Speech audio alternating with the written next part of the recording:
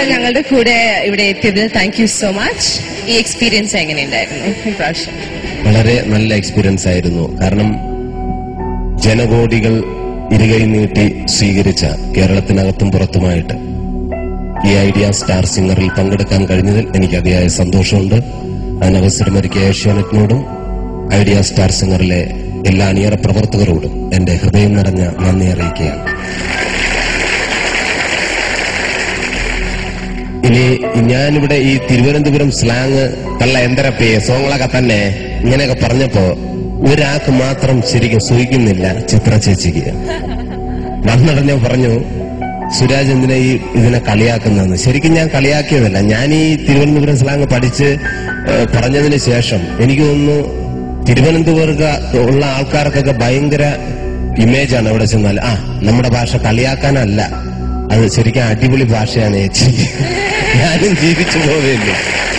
അപ്പൊ ഇതിനൊരു ചെറിയൊരു സംഭവം ഉണ്ടായിരുന്നു. ഞാൻ ഈ തിരുവനന്തപുരത്തുള്ള ആൾക്കാർ വരെ ഈ തിരുവനന്തപുരം ഭാഷയെ ഒന്ന് അത് മോശമാണ് എന്ന് കരുതുന്ന ചില ആൾക്കാരുണ്ട്.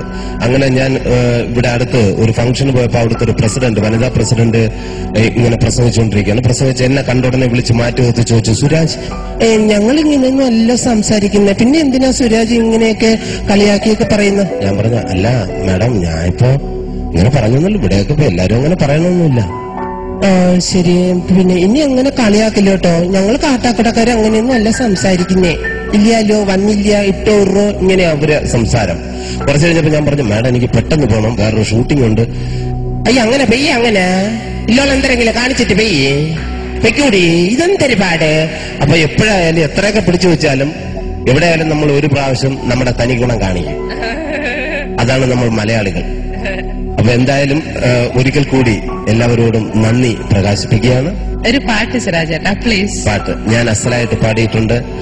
നമ്മുടെ ഇതിനു മുമ്പുണ്ടായിരുന്ന പ്രശസ്ത ഗായിക ഉഷ ഉദിപ്പിനോടൊപ്പം ഞാൻ ആദ്യമായിട്ട് ദുബായിലൊരു സ്റ്റേജിൽ അസലായിട്ട് പാടിയിട്ടുണ്ട്. ജനഗണമന അതിനായക ചെയ്തു.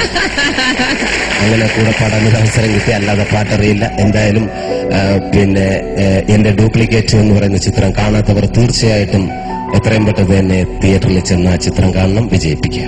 താങ്ക് യു സോ മച്ച് സുരാജേട്ടൻ. നമ്മുടെ സെലിബ്രിറ്റി ഗസ്റ്റ് ഒരു നല്ല കയ്യടി. Thank you. Best of luck.